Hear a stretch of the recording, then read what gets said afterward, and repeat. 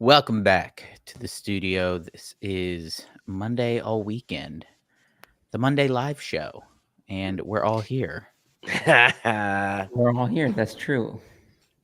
We have a pretty fascinating. Well, we're diving into the fantasy worlds. It seems like with Rings of Power coming out, we're in fantasy. We're looking back a little bit at House of the Dragon season 2, some recent developments. George Martin just recently decided he was going to talk about season 2. I don't know if it's to stay relevant, to get his name moving out there again, or if he just didn't get a chance to tell anybody what he thought, right? Yeah. During or after the season actually did come out. So we're going to talk about a little bit of House of the Dragon. We're talking about Tom Bombadil from Real Toms, please stand up. yeah, Oh, I mean, boy. we're going to talk about, is this Tom Bombadil right? Right. So we're going to talk about Tom Bombadil from episode 4 of The Rings of Power. Yeah. Yeah. But my goodness, there's And all also- kinds of crazy stuff that's going on right now with media. We're about to have Joker Folie à Deux come out. No one's paying attention to Penguin that's about to drop out. It's about to drop on Max like in a week. I got a feeling I got a feeling that one could be like it could be good like Andor, but it could also have Andor ratings and nobody will see it.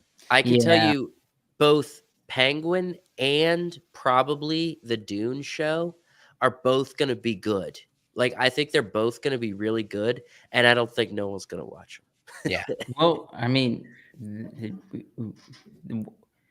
Have you ever had a dream that you thought that you could do so bad you could do anything? I had a thought and then I bailed on it. James Earl Jones passed away. Did he? No. I didn't Yeah. hear that. It was actually it's really recent, just like a couple of hours ago, I think is when I saw the Dang. news. Dang. That James Earl Jones passed away at 93. Is Darth Vader, yes. Darth Vader. no, I was gonna say, is he in Mufasa, which is an upcoming Lion King movie? I actually don't know. I don't think he is. Definitely not now. Mufasa. No, it's the movie's done. It's made. He Yeah. could have pre-recorded his stuff and he could still No. be in it. It just I don't see James Earl Jones in the cast list for Okay. Mufasa. the only person I heard that passed today was the CEO or the owner, the original owner of Waffle House, which Oh, that's a sad thing for the Waffle family. yeah. For the Waffle family. John Waffle passed away this weekend. John Good Waffle. joke, Josh. You get him every once in a while. Let's not forget James Earl Jones' other really big hit, The Sandlot. The Sandlot. He's not in it for that much though. Yeah, But he's only he's at the- the end. He's great in it. You killing me, he's- Smalls. He's great in Field of Dreams. Mm-hmm. Another baseball flick.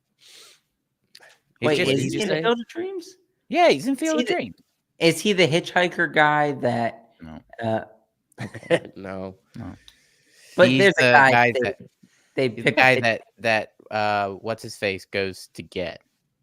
He goes to find him in New York City. Mm-hmm. Okay. Oh, let's not forget it. premonitions. No, let's not forget next to Star Wars, his true epic masterpiece, Coming to America. Yeah, Oh yeah. he's good.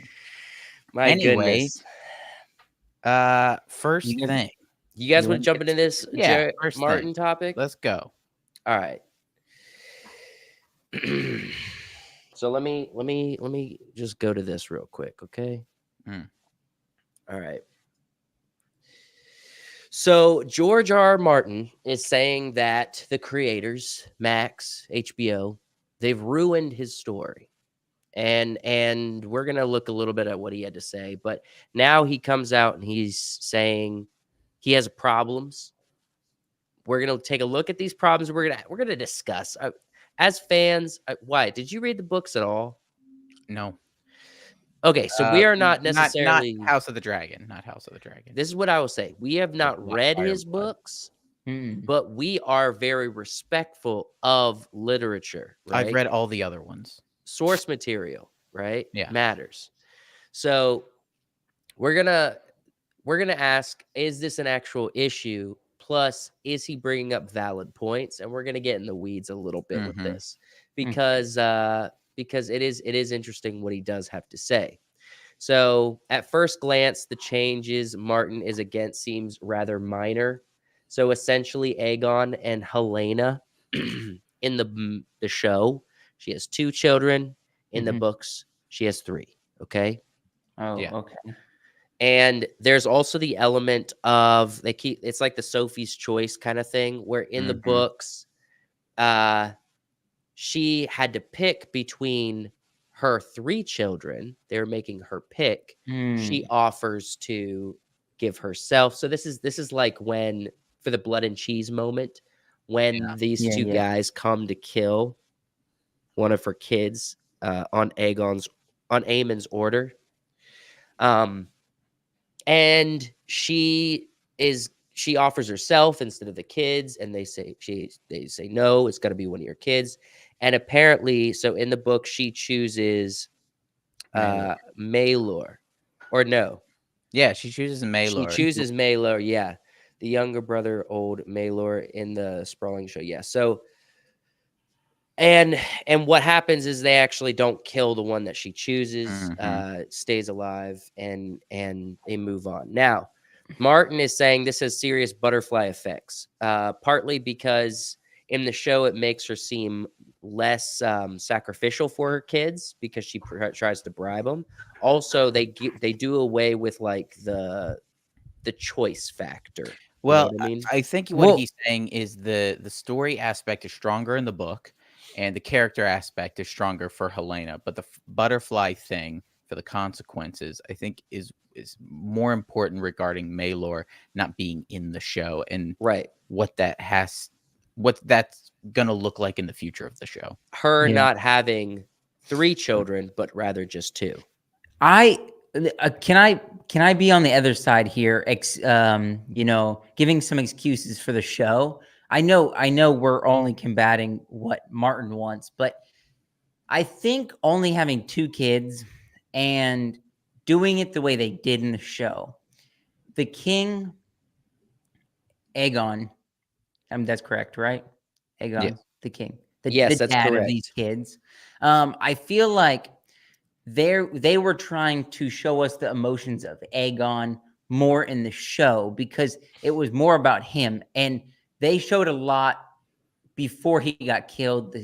His kid, where he's like, "I love my son. I have so much emotion, even though I hate everybody else. I love my son." And so, if they gave him more kids, it wouldn't feel as like you killed my only son type thing. I'm gonna say, like, I'm definitely personally, I'm more on the side of the show than I am with Yeah. Martin here. Not just because of like creative differences. I'm seeing this more as the show is doing a really good job of writing. They're doing a really good job of writing characters. There's not much dialogue that is wasted, and even small things that you might not understand, you might not feel like it matters. They almost always bring it back around. Mhm. And so when they make the decision to not have the child, Ryan Condell is saying, well, that's going to be another kid for budget reasons. That's going to be another actor. That's all of these other things. But also, they put themselves into a storytelling, um,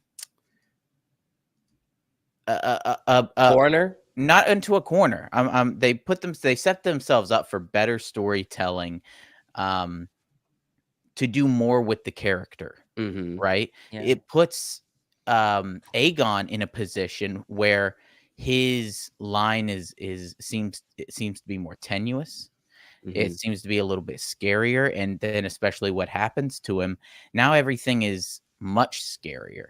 And so not having the child is proving to be a more interesting writing decision. And I think the issue that Martin has is that he is not recognizing that the writers of this show can probably do a good job writing his source material for TV, and Yeah. it seems a little bit pompous to me. Well, so his concern, I think ultimately his concern is what does this lead to, right? Mhm. Because the biggest thing he brings up once they explain his problems and he explains why he felt like it was an unnecessary kind of damaging change.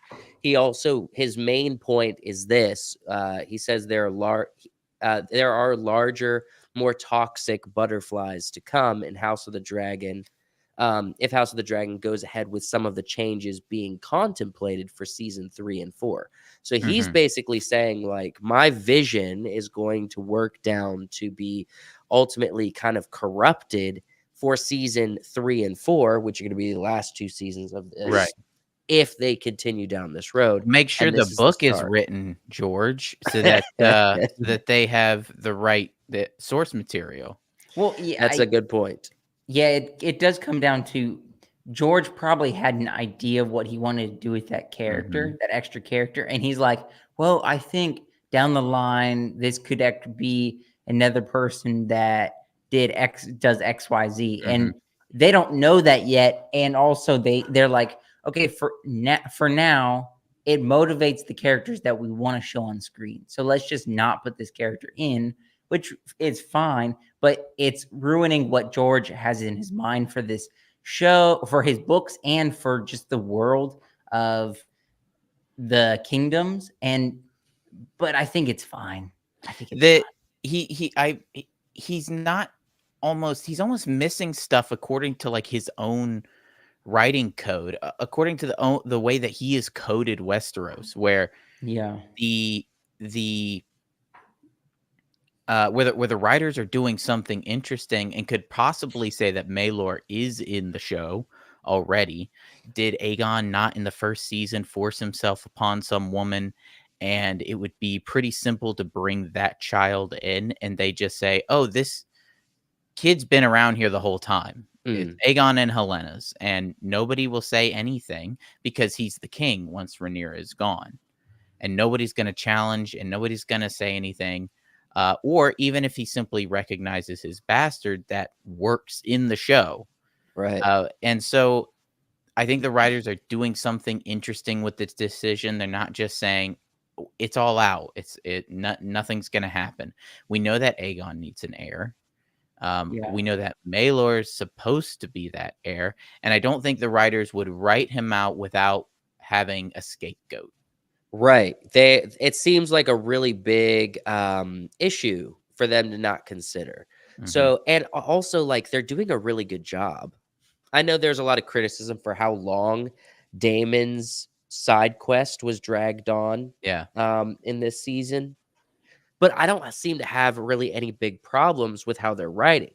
If you isolate just the Daemon scenes, it's lots of really great character work.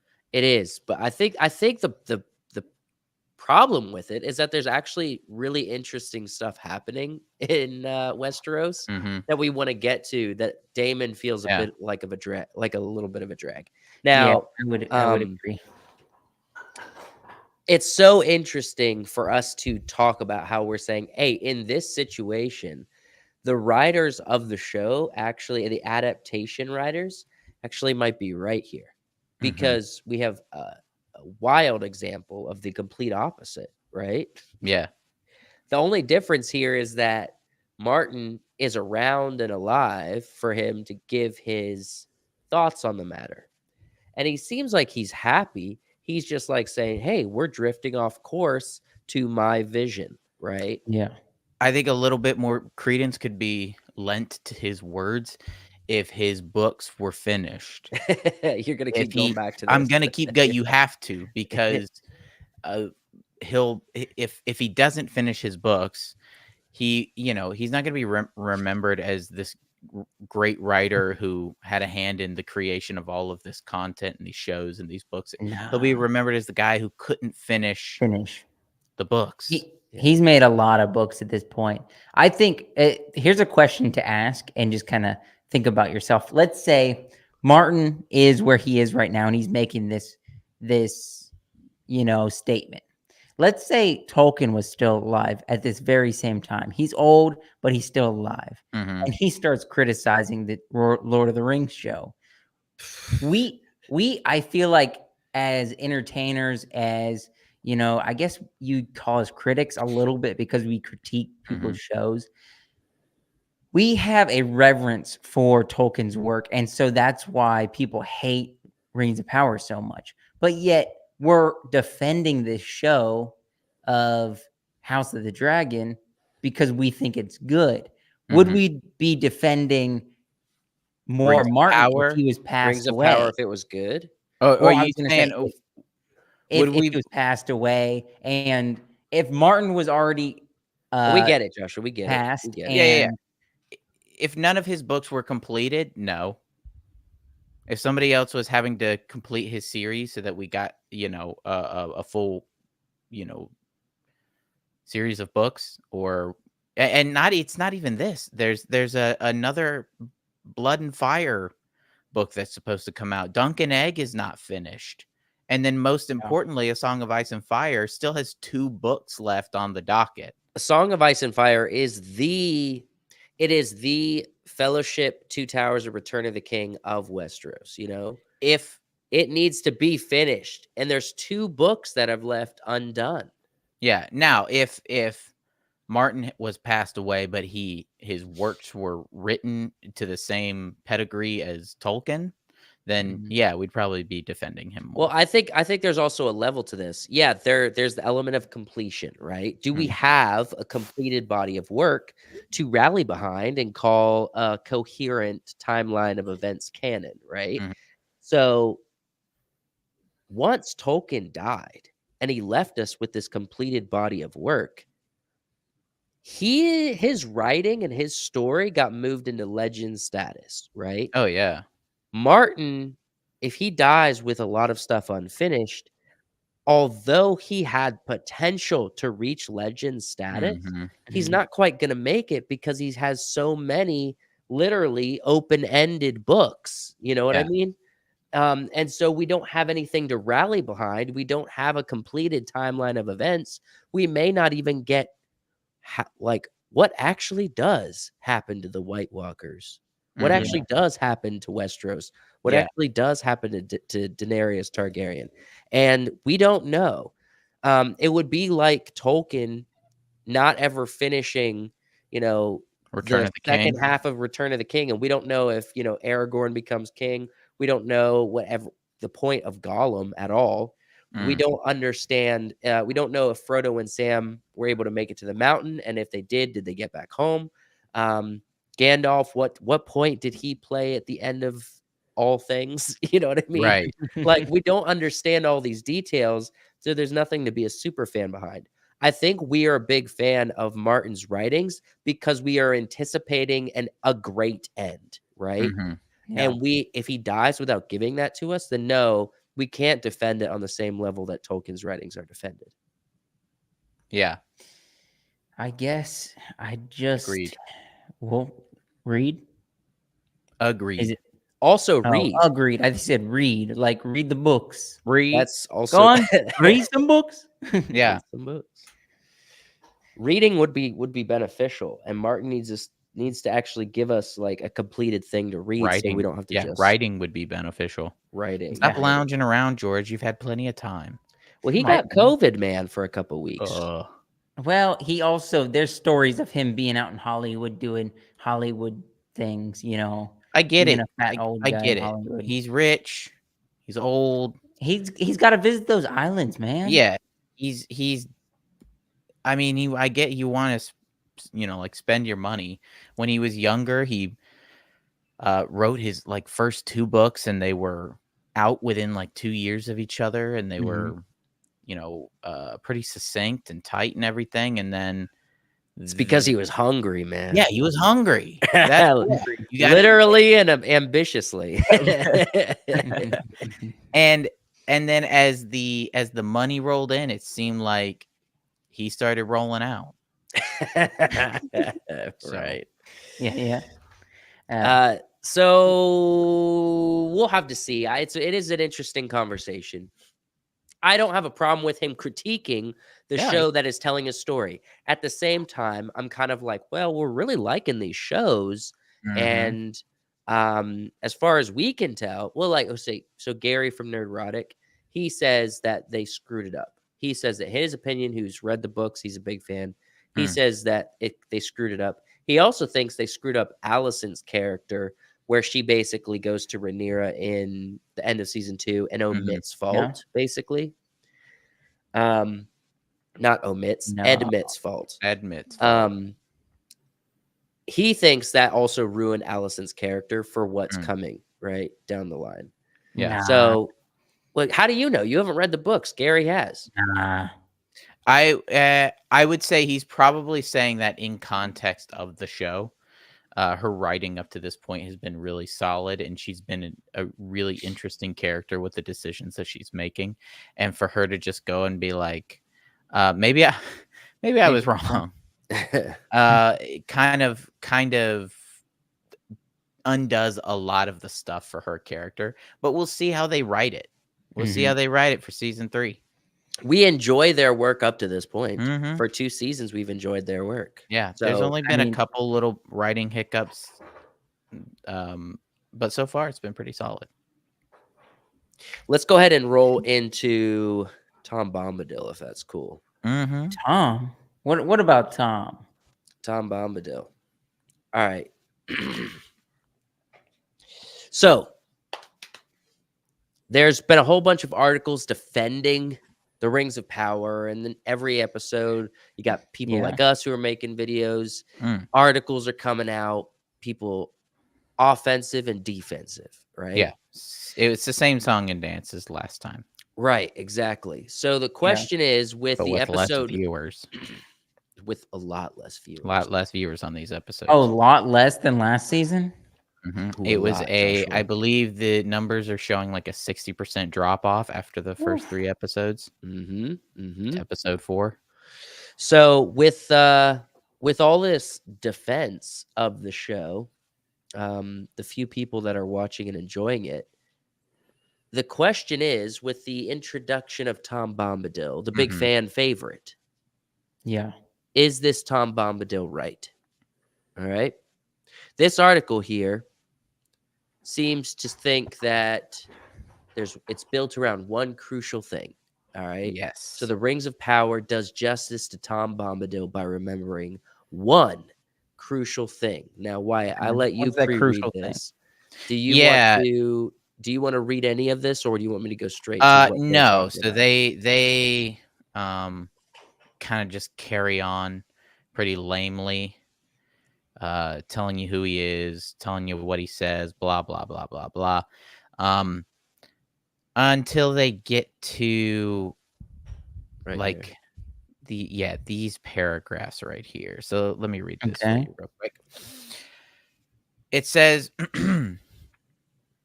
it's all enough to feel very familiar for fans of Tolkien's work, regarding some of the things that Bombadil said earlier, while crucially adapting the one thing essential to the character: how little we really know about him. While it may have been tempting to flesh him out a bit more in the ambitious world-building show, Payne and McKay thankfully resist the urge.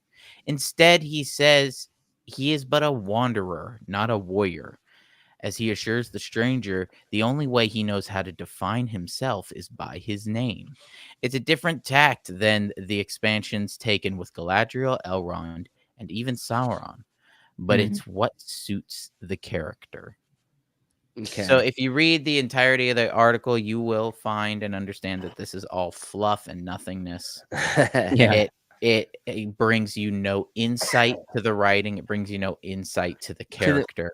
It brings you no So insight to the what's lore. the one thing? I'm a little confused. The one crucial thing is how little people know about him. About Tom Bombadil. Ah. Well, I mean, So they crafted the character and they got him right because they remembered one thing. there's nothing on him. We don't know a lot about it. So what they did Except is they made him ominous and made him like a great mentor for the Gandalf character. to except that become who he is. there's a lot about Tom. His whole character, who exactly he is in the book. And they didn't even get that right, in my opinion. He So walks around and gives advice and says things with flowery language and sometimes sings a little bit, whistles and hums. right, But he feels more like a serious Tom Bombadil, a little bit more like a Hagridy character. Hagrid. He is very Hagridy. We talked about that on our episode review for Yeah. episode 4, and I don't know. As long as they don't give him some lines for other characters, like you mentioned, he kind of is a wanderer. If he calls himself Mithrandia, I'm gonna be like, what? Mithrandir, which is Mithrandir. Gandalf's name. Yeah, Well, see, he's not gonna claim to be like a wizard or anything. The issue no. I'm having with his character to this point is he's already saying too much. He's Mhm. already saying you have to fight against this. You have to be the power to stop the evil in the land, and I can teach you how to use magic. Does Right. not seem like Tom at all. Tom is more disinterested than this. They Right. want to claim that he's just like Tom in the books, that he's disinterested, that he loves doing what he's doing. But this Tom is a little bit too serious. He's a little bit Mm. too invested in Yeah. what is going on around him. Old Tom seemed a little bit of oblivious. Yes. And also this show, what this show does the most and gets off on doing a bit is use these have these characters say phrases and words and sentences that sound like they're smart but ultimately mean nothing, Yeah. right? It's Like, just like a bunch of for example, like they really hyper focus on this term, like him saying he's eldest, you know what I mean? Yeah. Or he's a wanderer, not a warrior, you know what I mean? Like, Right. it's just these little phrases that they latch onto, and they do it with almost every character. Mm-hmm. But it's especially with Tom, they're going to rely on this so much. These phrases that he says that ultimately describes nothing, means nothing, and doesn't help the book or the show one direction or the other. It's just kind of planted in there to be a fake Tolkienism, which holds no water. The right? show is full of fake tokenisms. The one that's coming to mind right now is Disa says, "Rumors are like songbirds. They sound like a full meal from afar until you get close and realize there's nothing but bones." Mm. mhm. What? What? I mean, I don't know how a songbird sounds filling. Sounds like a song, right? How music sounds filling, but it's that's what they do. They're empty, fake Right. tokenisms that aren't that have no bearing on anything. Yeah. Yeah. And so when it comes to them crafting who Tom Bombadil is, they're like, okay, we don't want to. I guess with this article's defending, we haven't seen the full season yet, so they might elaborate more. And the point that they're making goes out the window. You know what I mean? Mhm. But as of right now, if they are saying, hey, we're not going to try to tell a bunch of his backstory because we don't want to know it, right? The book doesn't go into that. We don't going to go into that. If that's what they're saying, well, then they already are. But then they're not spending time on what the book does quantify Bombadil as. And I would honestly, I think, be a little bit more okay with Bombadil's character, even though he doesn't fit into this story. I feel I think I'd be a little bit more okay with him if he was more expressive, if he was more happy, if he was grinning all the time, almost to the point of being unnerving, to where you're not really Jolly? sure why. What? Mm-hmm.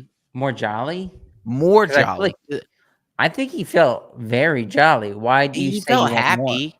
I want more. I want it to feel like unearthly, like not Mm. real. Almost his character. It's almost like a tongue in cheek kind of fun humor, Mm-hmm. where like He's the Deadpool of Middle Earth. No, no. Imagine if you took a character like the Joker Yeah. and you dialed him down and made him kind of like a character who kind of like, you know, he walks around and he says Joker like things, and he sometimes laughs a little bit behind his hand, and kind of winks at the camera because we know who he is and he knows who he is. That's kind of what Bombadil feels like to me. He's a toned down version of a character that should be a little bit more unearthly. And and I honestly don't have like his presence on screen. I don't have like a better version to compare it to. Yeah. I don't have like nothing stood out in his performance that was like, this is all wrong. You know what I mean? Mm-hmm. I Yeah. understand what you're saying. For in the books, he's described as a little more happy. If But- you want to tamper that a little bit, whatever. But I think nothing in this version stood out as being like, wow, this is really impressive. no, it definitely didn't. But also, it wasn't super egregious outside of like the Tolkienisms I've already described Mm. that mean nothing. But also, the biggest issue I have with Tom Bombadil in Rings of Power is just that. It's the attempt to force feed your story, Tom Bombadil, because you're taking a jab at Peter Jackson's trilogy, essentially. That's the reason they've done it. It's not for the fans. If they were doing anything for the fans, they would be listening to the fans and hear that fans are upset. Yeah. So it wasn't for the fans. It was literally to say, hey, we're going to do the first Tom Bombadil. That's And- what they want to do. We want to be the first. We're Yes. gonna have Bombadil. We're gonna have Glorfindel. And We're gonna what have all they're these things. and what they're doing is they're also retconning Gandalf in the process. I know they've already have, but they're doing it further by saying like, hey, just because the books haven't there was no mention of Gandalf being taught by Tom Bombadil the Mhm. ways of wizardry. You know what I mean? So we're just gonna assume that like, hey, it happened off screen and it happened on ours. You know what I mean? Or Mhm. it happened in between the pages. And You- so that's what the problem I have is force feeding your story, Tom Bombadil, and you don't care about what the fans want. You're just trying to claim names and also changing Gandalf's backstory to say Tom Bombadil was essentially his mentor, right? Well, Yeah. I mean, we predicted this before they even showed Tom. We said Tom's just going to be a name for the show. It's going to be, oh, we have Tom Bombadil. It's Mhm. Tom Bombadil, and that's what they're doing with the show and with this article. It's we want to put the words Tom Bombadil because people are going to be excited for that. So Tom Bombadil, it's almost like Right. just saying it for the name, and it's like who Yeah. cares Name what recognition. the character is Yeah. or anything like that. It's just the name is what we want for the show. And they'll give him some lines. It rubs me the wrong way, man. Well, they'll give him some nonsense lines, as we've Right. established. And here's the thing. Nonsense is fine, but he needs to be then speaking entirely in nonsense. You can't have him speak in nonsense, and then when Gandalf says, "Am I the one to stop all this?" he says, "Yes." He says, "Yes, you are." In clear language, he says, "Yes, you are. You have to stop both of these evils." I can't. I'm a wanderer, but Right. you could be the warrior who takes care of this problem. Yeah. But bark and trees and grass and ground and rivers and pebbles, and if he's going to talk like that some of the time, he needs to talk like that all of the time. If he's going Right. to talk in clear language, then be a little bit more skillful with your writing. Yeah. It's not really the presence on screen I have an issue with. And so when they say they're defending it because they remembered this one essential thing, I don't think that's the one essential thing, right? To Mhm. making a Tom Bombadil. The one essential thing is, first off, how does he act in the book? Does putting him in your story achieve anything of value for the story? Yeah. And most of the time, that answer is going to be no, because Peter Jackson came up with the answer no. And if you listen to what he has to say, it was the right answer. Yeah. Well, I think this article also I has it right in the ideas of how they're writing these characters. Go back up. You were on the right spot. because in that paragraph it said it's a different tact than the expansions taken with the other characters, right? Right. But it's what suits the character. The issue here is the expansions on the characters so far have been pretty bad. No, They haven't felt like worse. expansions. They're not pretty bad. They're truly annoying and horrible. Yeah, pretty horrific. Horrific, yes. I mean, there's I don't know. I almost prefer the characters that aren't in the lore to the characters that are. I would rather watch what's his name? Arendir run around, but he's running around with Isildur. Right. You know? Honestly, I'd rather watch him by himself than spit kind of on the legacy of these characters. I kind of like Disa sometimes. Sometimes Disa's tolerable. Dude, sometimes she delivers some really solid dialogue. Like when, she's talking about bird eating. Not that part. When she's talking to the king and it feels like a real conversation between human beings. Yeah. Because the dude who's playing the king is a real actor. He's good. He's a real actor. I would definitely say out of the dwarves, they have given her more screen time of any of them, but she has a better screen time than yeah. And that's that for some reason the writing is better between the dwarven characters. I don't know what it is. I don't know if it's just the way that they write them is kind of plain. Aside from Disa-isms, they write their dialogue pretty regular, as if they're humans interacting with each other and not characters.